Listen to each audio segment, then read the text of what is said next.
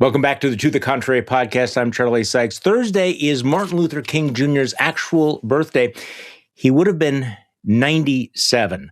Meanwhile, Donald Trump continues to threaten Greenland. Denmark is sending military reinforcements to Greenland. The FBI has raided the home of a Washington Post reporter who was investigating the administration. The president of the United States, actually, you may have seen this picture, flipped off somebody at a Ford plant who yelled that he was a pedophile protector.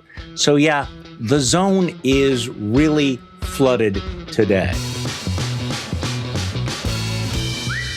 All right, to make our way through all of the things that are going on, we are joined by our good friend Jonathan Rauch, who is a senior fellow at the Brookings Institution and a contributing writer to The Atlantic. Welcome back, Jonathan. Thank you so much. Always happy to be with you, Charlie. I always learn more from you than you do from me. Oh, well, let's reverse that today, because I have a question to ask you. I'm trying to figure out, and we'll get to some of the specifics, like the fact that we're even talking about whether or not we're going to invade Greenland, whether or not the president is going to go ahead criminally prosecuting Jerome Powell, whether or not, all of these things. But can we just pull back a little bit? Why Donald Trump right now is doing so much, so fast, and so many of his actions are really unpopular. Somebody asked me earlier today, is this part of a strategy to distract from other things, that he figures that he will dominate the conversation by doing, by a surge in Minneapolis, by going after Jerome Powell, by threatening Greenland, he dominates the conversation. Is that the strategy? And I guess my take was, yes, but none of those things are actually helping him. There's a lot of evidence that the public is actually repulsed by many of those things. So what do you think? What do you make of this bizarre beginning to 2026?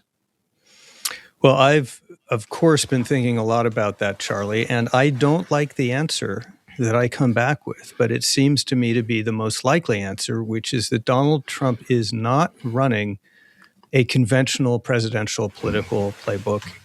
He's running a European-style authoritarian playbook.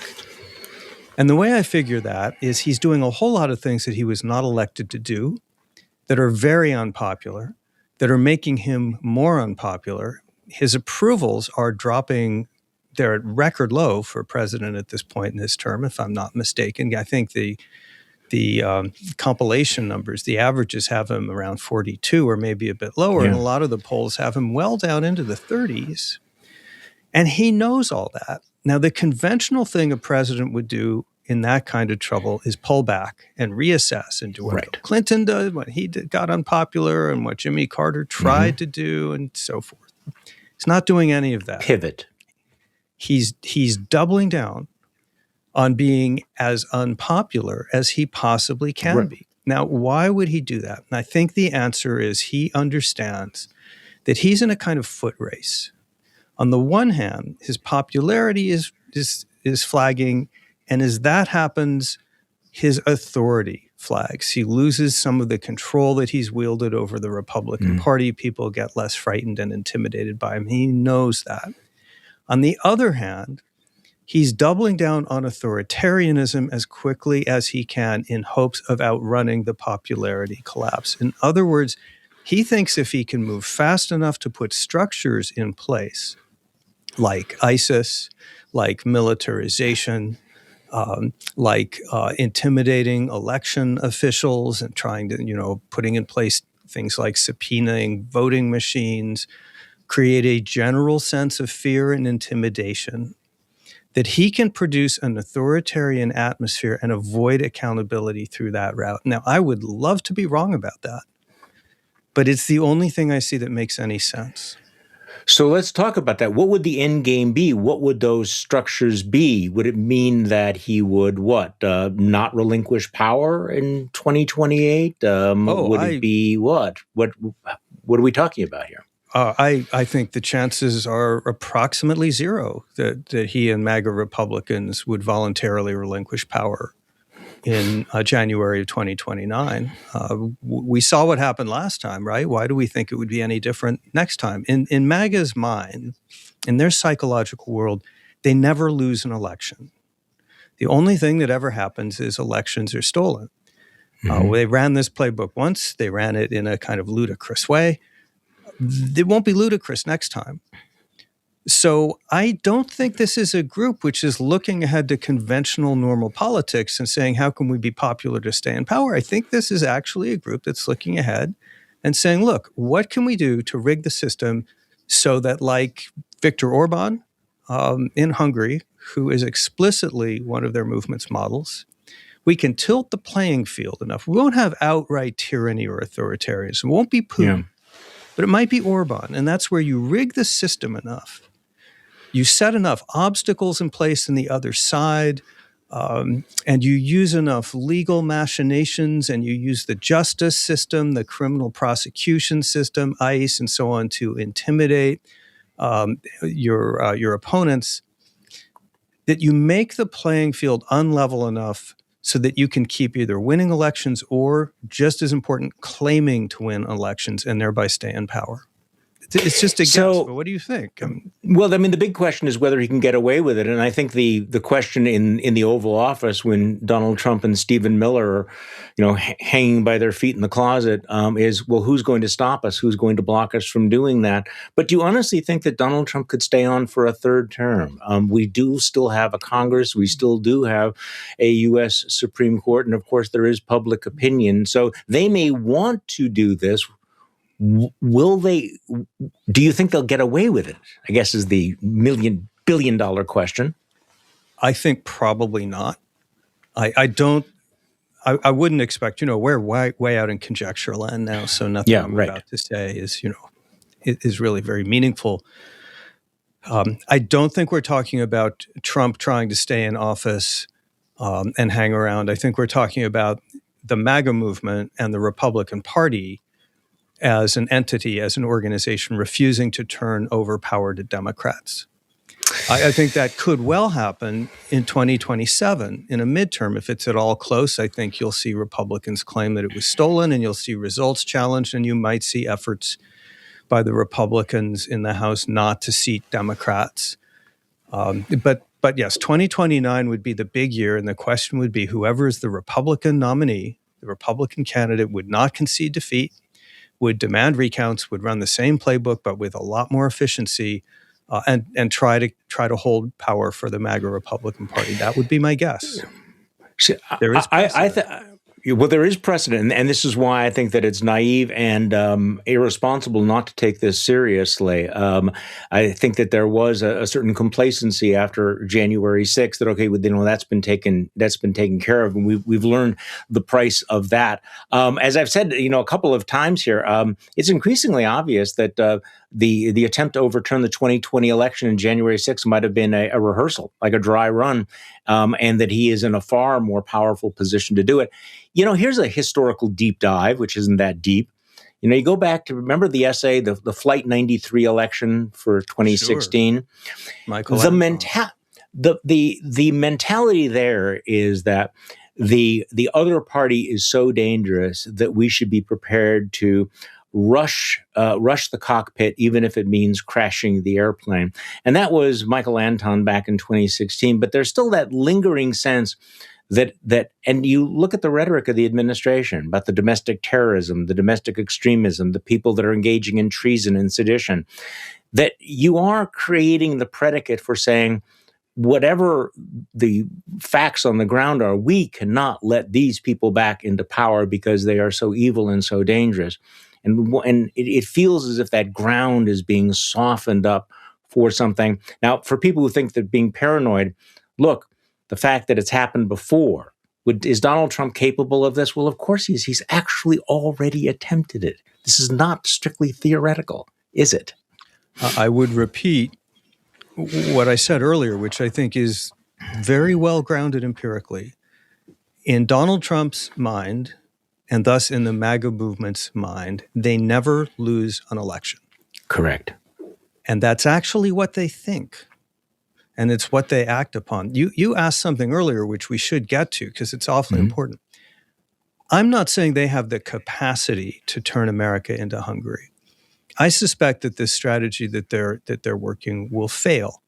I think they're underestimating the political forces of gravity that they're going up against when they make themselves as unpopular as they possibly can be. I think there's a reason that other presidents have not tried to go this route. So I would give their chances 1 in 4, 1 in 3 of managing to pull off a Hungary-style transformation that keeps them in power. But, 1 in 4 is still a lot higher than that's you want it to be. You don't want to get on an airplane that has a 1 in 4 chance of crashing. So this is something I wanted to ask you about because, thinking about some of the events of the last week, whether it is the saber rattling with Greenland, the seizing of the oil from Venezuela, what's been going on in Minneapolis, the attempt to intimidate the chairman of the Federal Reserve by criminally investigating him. There does seem to be a strong whiff of hubris coming from this administration, that we know that they're aggressive, we know that they're arrogant, but at some point, doesn't it morph over into a kind of hubris that carries within it the seeds of its own destruction? Because as you point out, a lot of these things are generating huge backlash, huge blowback, and are deeply, deeply unpopular. So, people have been speculating, is the Trump administration losing, energy? Is it in a YOLO phase? I wonder whether or not we're in the hubris phase of this administration, and that we're seeing some of these really extreme steps that in fact won't play out the way it has in the past. What do you think? Well, maybe. Our friend Pete Wehner thinks that maybe it's not the hubris stage, it's the beginning of the desperation stage. In the sense that as their popularity sinks, and they understand that with lower approvals goes less freedom of maneuver, that they'll become more desperate and more dangerous rather than less dangerous, in the manner of the proverbial cornered animal. So they will try more and more extreme tactics in order to escape that situation. And that's perfectly plausible. The individual things you talked about don't make a lot of sense. Jerome Powell, the chairman of the Federal Reserve Board, rotates out of office in May. Right. And Trump will replace him, probably with a crony. Why in the world would you criminally go after him in January when you know that problem is about to solve itself? Well, one answer to that is that you're not interested in just putting in your new Fed chairman. You want to intimidate some people. You want to make a point about what happens if you cross Donald Trump. You get an activist shot, Renee Good, in Minneapolis. You immediately go to, she's a foreign terrorist. You don't say, well, we'll investigate it, we'll look into it.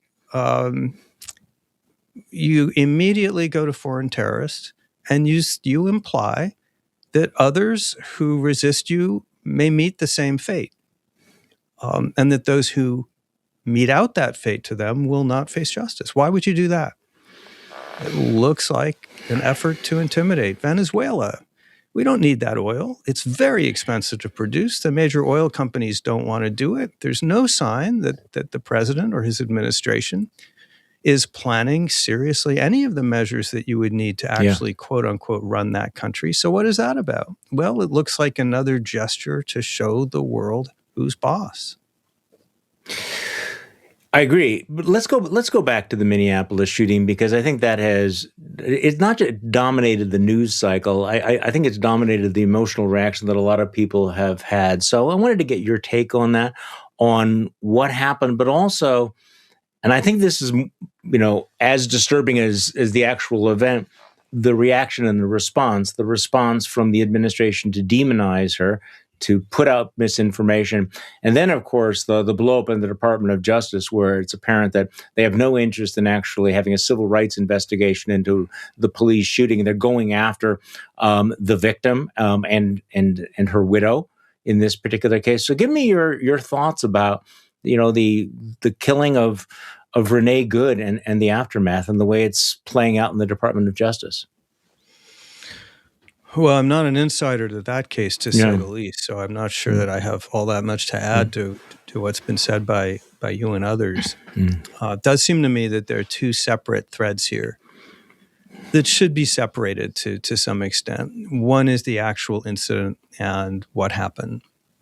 It's tragic and it's horrible. I actually heard about it before I saw the news reports when it floated across my social media feed, and I clicked on the video and I felt physically nauseated by what I saw. It wasn't mediated by any coverage at that point. It was just the raw footage, where she says, "I'm not angry at you, dude," and is dead 30 seconds later. And I think a lot of other people shared that visceral reaction. Nonetheless, I am open to the possibility it is when a federal agent, who I think was uniformed in this case, was properly identified, says, "Get out of the car." What you do is you get out of the car. That's the right thing to do. She did not. She began moving the car. There were agents around her. It is not implausible that one of those agents thought that he was in danger of life and limb and thought the way to stop that car is to stop the driver. That might be what happened. So, tragic if so. Issue 2, as you mentioned just now, is the administration response. They immediately signaled, through no less than the Vice President of the United States, we're not even talking about law enforcement, we're talking about someone who has no constitutional or legal remit over law enforcement. Right. Immediately went out and essentially said, I don't remember the quote, I may get this wrong, essentially said the person who was shot in this situation was a terrorist. And communicated to the world that the administration has no intention of either conducting a fair and thorough investigation or allowing there to be a cultural and media environment in which any investigation could be trusted. In other words, they corrupted the process on purpose, essentially from minute zero. And that's got ramifications all the way down the line, right? Means we never know what actually happened. It certainly means we can't trust what the FBI is doing. And it means in future situations down the road, everyone's going to be thinking, well, ICE acts with impunity. That's what they're telling us. Yeah. It is interesting, a few years ago, the slogan "Abolish ICE" was pretty much, confined to the fringes of the progressive movement. Now there are public opinion polls showing that ICE's public support is cratering. More people think that ICE is endangering us than keeping us safe.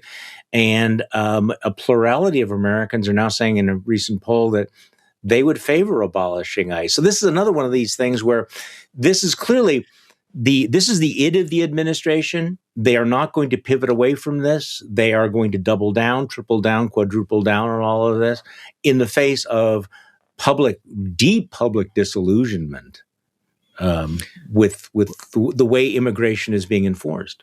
Yeah, what is it that Bill Kristol said, which is, who do I go to apologize to ICE? I'm sorry, who do I go to apologize to the people who said abolish ICE? Yeah. Well, Stephen Miller said that thing again. I don't have the quote in front of me, and I'll get it wrong. But Stephen Miller, the most powerful aide in the administration and some kind of spokesman for Trump's id, said very publicly that the way the world works is the rule of the strong. The iron law. The iron law, the strong dominate the weak. Yeah. And he said that in the context of foreign policy. But that's, I think, the same principle that they're operating under domestically. We're going to show you how strong you are, and you're going to lose the will to resist. Yeah.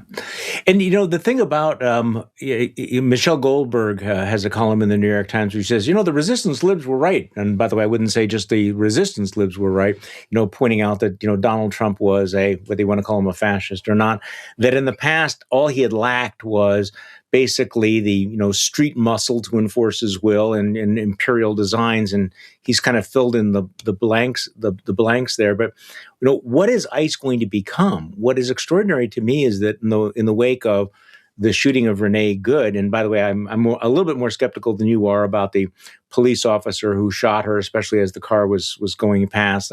I understand that he may have panicked for a moment, but in any case, but what's very clear is that the ICE agents have been emboldened by this and are going to be more aggressive.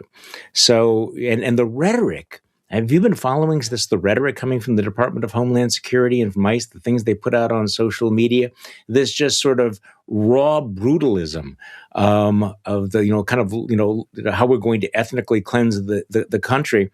And again, the money and the resources that they're pumping into ICE would certainly suggest that what's ever happened is going to get worse.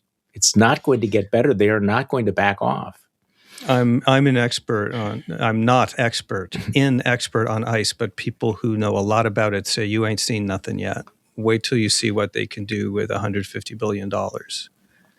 So yes. And who they're I think recruiting. That's right. You know, if you're a law enforcement agency, and that's what you're serious about, you put out measured statements.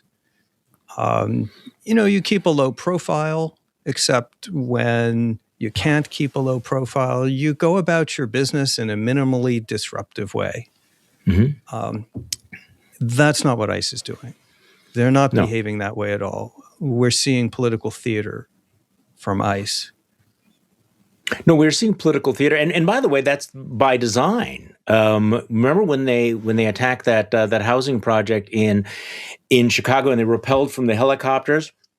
Kristi Noem had basically a sizzle reel created, looked like a Michael Bay movie. They put music behind it. They actually go out of their way to put on these performances.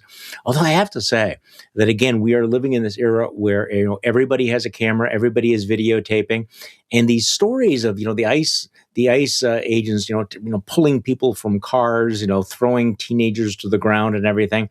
This has had a cumulative effect. I mean, this is not one where they can control the narrative the way that they would hope, I think. Yes, the 70-something-year-old woman.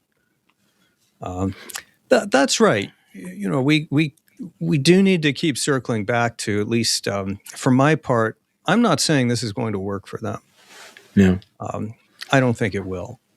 I think there's some chance that it will work, but it's not a 50% chance. It's more like a 20 or 25% chance. But I think it's a theory of the case that they're executing on. Well, I think the other thing that they're doing, though, is it feels like we've gone through kind of a masks off stage of this administration where you and I, if we would have said these things were happening, if we would have said this 6 months ago, we would have been accused of Trump derangement syndrome. And now they say that quiet part out loud, right, over and over again. They're doing these things. So let's talk about the other, sort of hubristic act. If we said Donald Trump will try to intimidate everyone who opposes him politically or in policy with criminal investigations, people would have said, okay, well, that's going a little bit too far. And yet here we have the Jerome Powell case. The Jerome Powell case, which I thought was extraordinary on a couple different levels. Number one, did you have in your bingo card that Jerome Powell would stand up to Donald Trump this way, that Jerome Powell would blow the whistle by coming out with that video the other day? Because the blowback and the backlash on this is pretty dramatic, isn't it? I know someone who knows Jerome Powell for 40 years who was not surprised that Chairman Powell did that. He said it isn't his character. Apparently, Chairman Powell's a tough cookie. Yeah, and the Fed has a culture over there. They zealously guard their independence. And this is a make or break situation for their independence, right? If what Trump's administration is trying to do, by the way, I'm not completely sure Trump is lying when he says that he didn't do this. This looks like it may have been something that Bill Pulte, the guy that's at the Home Loan Bank Board, he goes through, according to news accounts, he goes through the files and goes fishing for things that can be prosecuted and then mails them over to the DOJ. So that may have happened here. We don't know. But in any case, this is an extinction level experience for the Fed, right? And so I think they probably understand that this is a moment where if they don't stand, they'll be swallowed up. Well, but a lot of institutions have faced those kinds of events and have decided to roll over or cave in or find some way of doing it. And he stood up and he pushed back, and I think the level of the pushback is extraordinary. Watching all the Fed chairmen, all the former Treasury secretaries, the heads of all of the foreign national banks, even Republicans in Congress doing something they haven't done before, push back against him. Now, in terms of whether or not Trump ordered him, I kind of have a Henry II, Thomas a Becket thing that's going on here, where he says, "Who will rid me of this troublesome priest?" And then the knights go out and they murder the Archbishop of Canterbury. Trump has made it clear, who is going to be more aggressive in going after my targets. I thought it was interesting. The Wall Street Journal had that piece yesterday where there was that photo op. Did you read about this? This photo op of all these U.S. attorneys that come into the White House to meet the president, and it's like a happy thing. And he berates them as a bunch of weaklings. You people are, you're not being aggressive enough. And this was the day before they issued the subpoenas to the Fed. So, people like Jeanine Pirro, they know. I mean, these are just total creatures of Donald Trump. When Donald Trump expresses anger, they treat that as an instruction, which again is not reassuring in any way whatsoever. So I don't know.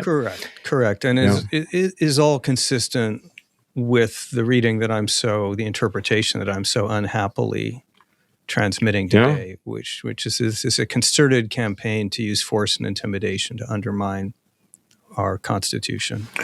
Well, speaking of which, and I honestly, every single day, I think I cannot believe that we're actually talking about whether or not Donald Trump is going to take Greenland. I mean, do you remember when you first heard this? I think the smart kids all said he's trolling or this is the art of the deal or something. But here we are, and despite international blowback, domestic blowback, the polls that show that no one wants this, Donald Trump is again saying we have to have Greenland, otherwise Russia or China will take it. And NATO's going, no, they're not. They're not going to take it.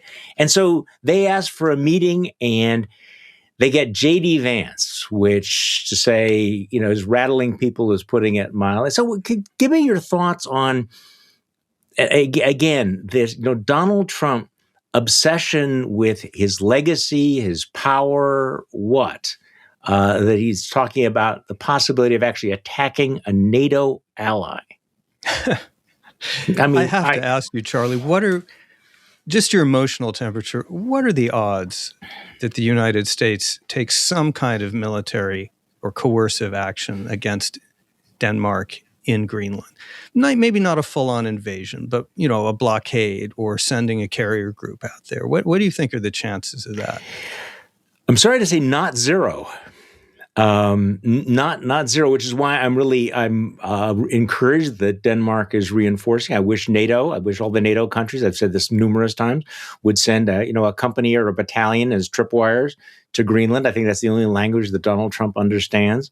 But I don't think I think at this point it's non-zero. What do you think? Oh, I think it's certainly non-zero. I wasn't one of those cool smart kids who said ignore him when he talks about Greenland. I have learned over the past 10 years, don't ignore what Donald Trump says. Like most authoritarians, when they tell you what they're going to do, believe them. So it's not a very rational thing to do. You don't need to do it. It's going to be unpopular. If he actually pulls the trigger on something rash, I think it's going to be a disaster for the alliance, very unpopular with the public. It probably won't even succeed. I think in his mind, what he thinks he's doing is using intimidation to force the Danes to the negotiating table, where he'll make some kind of offer to them, and they'll have to accept it. And then he can go down as the, James K. Polk or William McKinley figure who expanded the territorial United States, and that will put him on Mount Rushmore. I suspect that's his theory of the case. The most insightful single thing I've ever heard said about Donald Trump, which again, I will mangle the quote, but if you want to put it in the show notes, I can get you the source. Okay. I wrote it all down. John Bolton, about a year ago, gave an interview in which he said, the thing to understand about Donald Trump, he's not a full-on fascist because he's not organized enough mentally to be a full-on fascist.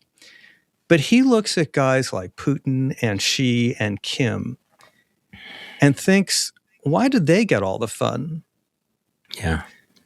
And I think that's a big component of it. He's a guy psychologically predisposed to say, there are strong, big men in the world, and I want to be top dog of those people. And all of these things that he's doing that we're talking about fit into this pattern of a psychological need to dominate and to have the same kind of fun that, President Putin has. I think it's also important to note that, with his mob boss tactics here, Donald Trump has actually so far been quite lucky in his imperial adventurism. He was able to pull off the bombing of Iran successfully with no casualties. He was able to pull off the attack on Venezuela, the kidnapping of Nicolas Maduro, with no casualties. So he hasn't had any military disasters. He hasn't had a Jimmy Carter helicopter in the desert, incident. He hasn't had the kind of thing that happened to Joe Biden in Afghanistan yet. I am curious to know what would happen. He feels like he becomes emboldened, thinking, I got away with that. That worked. I can continue to try things. But what we don't know is what will happen if there becomes a real price for it, which obviously I do not want to see, because the real price would probably be paid in American lives and American blood. But so far, he is. I think he's been banking on his luck, right? Giving him the wind at the back. Well, there are interesting aspects to the tactics he's using. And whatever his psychological infirmities, he is doing some interesting, innovative things. And one is this theory of the case that you do these short, sharp interventions. Right. And that I think one done. of the things, and you're done. One of the things that I think he believes is that nation building is a mistake, and so we just don't do it. And what you do is it's like the old-fashioned imperialism of the 19th century, when you'd go in with your army and you'd pretty easily topple the existing government in a country, in Northern Africa or India, wherever it was. And then you'd go find the biggest boss in the place, and you'd hand them a top hat and a scepter, and you'd say, okay, you're in charge now. You're running it for us. It's your job to make sure that we don't have any trouble. Goodbye.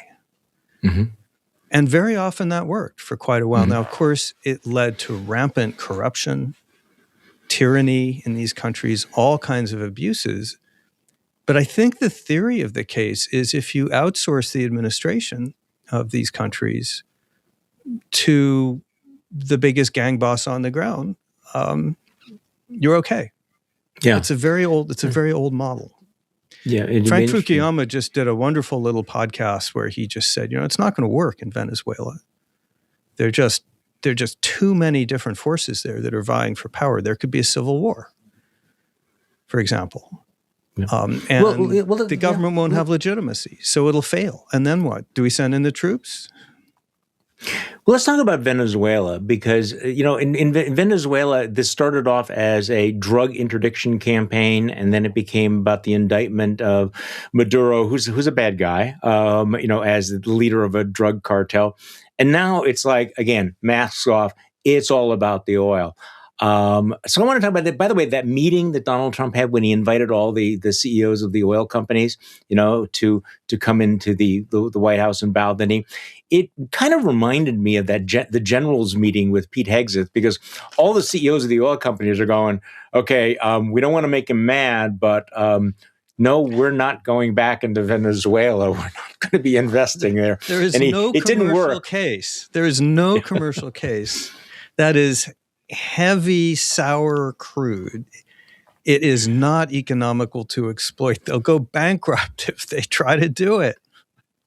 Well, and the administration is making no secret of the fact that he actually thinks that he runs Venezuela. He's controlling everything, but that's only true as long as he controls the oil. And I guess one of the questions that I have not seen addressed, maybe you have seen this, How long are we going to keep those carrier, everything down there? We have a lot of our military assets now devoted to Venezuela. There may be some other uses for those military. I mean, are they going to stay there for a year? Are they going to stay there for 2 years? How long are we going to leave them there? And again, nobody really knows the answer. I don't think Donald Trump knows the answer. That's a good question. I'd love to see the answer to that. I'd also love to see the answer of, as I understand it, this is international law and maritime law is a rabbit hole, which I don't begin to be acquainted with.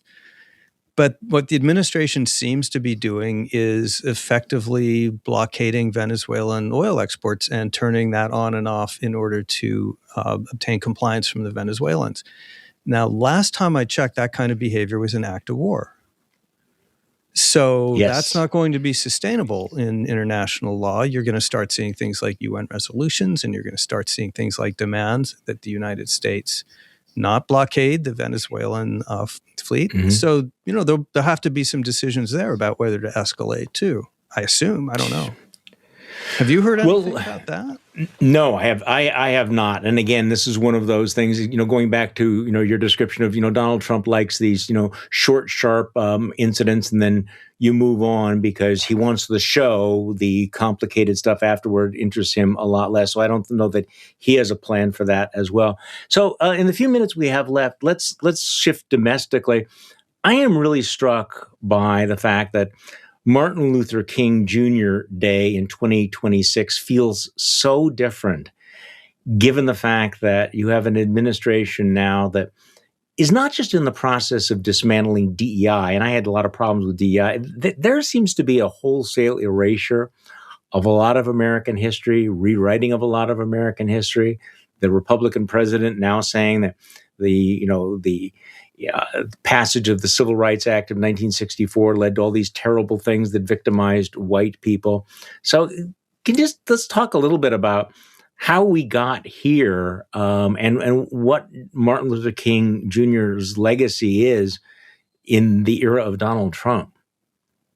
See, I give you the easy questions near the end. It's a quick one to wrap up with. Charlie, I don't know that he'd have been surprised. He faced again and again the full-on fury of white hatred and backlash. Mm-hmm. He understood as well as any human being on the planet the importance of status to white people. The other person who really understood this was LBJ, who, according to Bill Moyers, once said, if I give a man someone to look down upon, there is no amount of money I can't pick from his pocket. And there are a lot of people in the country who have legitimate or sometimes not so legitimate grievances, and they blame that on their loss of cultural power, and they want the old America back. Way back in 2016 at the Republican convention, the New York Times was interviewing Trump supporters, and they were saying things like, I want my old country back. Yep. And I don't think that would surprise Reverend King at all. I think he said, of course. What do you expect? This is what he dealt with for his entire career, and it wasn't going away. By the time he finished, for heaven's sake, he was shot. Yes. Well, and was unpopular at the time because he was willing to come out against the Vietnam War, and a lot of his aides said he shouldn't get involved in that, and I think his approval ratings dropped. But I want to point out, just to remind people, because it's so easy to forget now, that civil rights used to be, broadly supported on a bipartisan basis. I actually looked up the Civil Rights Act of 1964. 136 Republicans voted in favor of it in the House of Representatives and in the Senate. 27 Republican senators voted in favor of it. So the vast majority of Republicans in 1964 voted in favor of the Civil Rights Act that year. And, fast forward to today. The other thing that I think that sometimes gets lost in our discussions, and this is a conversation that you and I have had many times, I think, is remember this is the Reverend Martin Luther King Jr. And we remember the role of the faith communities of the churches in making a moral case for the civil rights in 1960. I have perhaps an irrational hope that the churches, the faith community, will step up again. I think they've been such a disappointment in the last few years. I'm hoping that, and you and I have talked about the new Pope, his aggressiveness in challenging what's going on here in this country, and mobilizing the Catholic Church to, again, make this moral appeal to say, look, you can call yourself a Christian, but if you support these policies, you are not. So Martin Luther King Jr. was a faith leader, and you can't understand his role and his legacy and his appeal without understanding that. So I think that if we're looking to, ask how do we come out of this, I have some minor hope that people like Peter Wehner and David French and folks at Christianity Today and the Catholic Church are going to step up to this particular moment. Is that reasonable, or is that excessively optimistic? Well, some of them, of course, including the ones you name, already are. I've sometimes wondered, Charlie, this may be just whistling past the graveyard, but I've wondered if history wouldn't someday write that rally after the assassination of Charlie Kirk, that juxtaposed Erica Kirk and Donald Trump, won't turn out to be, in history's eyes, something of a turning point. Because there you saw Erica Kirk give some of the most full-hearted and beautiful Christian testimony that any of us have ever seen, a moment of profound and even shocking Christ-like forgiveness. And then immediately following her saying that she loved her enemy, Donald Trump got up there and said, "I hate my enemy." Mm-hmm. And the whole world could see at that moment that you can be a Christian or you can be a Trump supporter, but you can't be both. At that point, it became nakedly apparent. And I just wonder if we'll see in the future that's when maybe people begin to wake up and peel off. I don't know. Another thing about Reverend King, I always like to say Reverend and not Doctor, because I think it's really the more important credential, was a Christian and deeply informed by the idea of original sin. And I think some of us, me included, remember that ecstatic feeling we all had in 2008 and at the inauguration, 2009, the inauguration of a black president. We had finally closed the books. We turned the page. The age of racism was over. Yeah. King knew better. King knew that we are fallen. We are deeply flawed. He knew that evil exists in all of us. And I think he would have cautioned us. He would have said, he did say the arc of the moral universe is long but bends toward justice. We tend to focus on the bending toward justice part and not the long part. Long means generations. It can mean centuries. It can mean millennia. We are far, far from where he hoped that we will eventually be. Jonathan Rauch, thank you so much for joining me. It's always incredibly value added. So again, thank you for your time today. Thank you. I always enjoy our conversations. And thank you all for watching this episode of To the Contrary podcast. You know why we do this, why in 2026 it's more important than ever to remind ourselves every single day, we are not the crazy ones.